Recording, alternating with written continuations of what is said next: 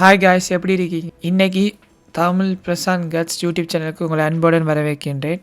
இன்று நம்ம சேனலில் ஒரு முக்கியமான விஷயத்தை பற்றி தான் பேச போகிறோம். அமரன் படத்தின் 30 நாள் வசூல் சாதனை. 2024ஆம் ஆண்டின் மிகச்சிறந்த திரைப்படங்களின் பட்டியலில் உடனே நினைவுக்கு வரக்கூடியது அமரன். இப்போதே பல சாதனைகளில் குவித்த இந்த படம் தமிழ் சினிமாவின் வளர்ச்சியை மற்றொரு நிலைக்கு கொண்டு சென்றுள்ளது. இந்த படம் நடிகர் சிவகார்த்திகேயனின் திரை வாழ்க்கையில் ஒரு பெரிய திருப்பமாக அமைந்துள்ளது. சிவகார்த்திகேயனின் நடிப்பு திறமை, படம் தரும் மனசுக்குள் நுழையும் சுவாரஸ்யம், இதுதான் இவ்வளவு பெரிய வெற்றிக்கு காரணம். இந்த படத்துக்கு ப்ரொமோஷன் காலத்திலேயே ரசிகர்களிடையே பெரிய எதிர்பார்ப்பு இருந்தது. ரிலீஸ் ஆகும் நாளிலேயே அமரன் சாதனைகளை தொடங்கியது. முதல் 3 நாளில் 100 கோடியை தாண்டி தமிழ் சினிமா மட்டுமின்றி இந்திய சினிமாவிலேயே பெரிய மைல்கல்லாக தோன்றியது. இப்போ மனசு நினைச்சு கூட பார்க்க முடியாத அளவுக்கு வியந்து பார்க்குது. இந்த படம் 10 நாட்களில் 200 கோடியை தாண்டி இன்னொரு ரெக்கார்டை முடைச்சுது.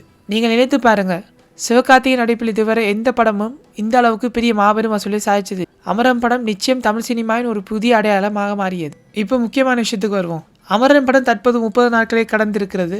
இதுவரை செய்த வசூல் என்ன தெரியுமா காய்ஸ்? 325 கோடி. என்ன ஷாக் ஆயிட்டீங்களா? நான் கூட இதை எதிர்பார்க்கல. இந்த சாதனையை கடந்த தமிழ் படங்களில் மிக குறைவாகவே இருக்கு. இந்த படம் தமிழில் அதிக வசூல் செய்த படங்களில் கோட் முதலிடத்தில் இருக்க, அமரன் 2வது இடத்தில் இருக்கின்றது. ரசிகர்களின் ஆதரவு மட்டுமல்ல, இந்த படத்தில் நல்ல கதை, நம்பகமான நடிப்பு, பிரம்மாண்டமான இயக்கம், இதெல்லாம் இந்த வெற்றிக்கு காரணம். என்னடா அமரன் படம் இவ்வளவு பேருக்கு பிடிச்சிருக்கு அப்படியே நீங்களே யோசிக்கிறீங்களா?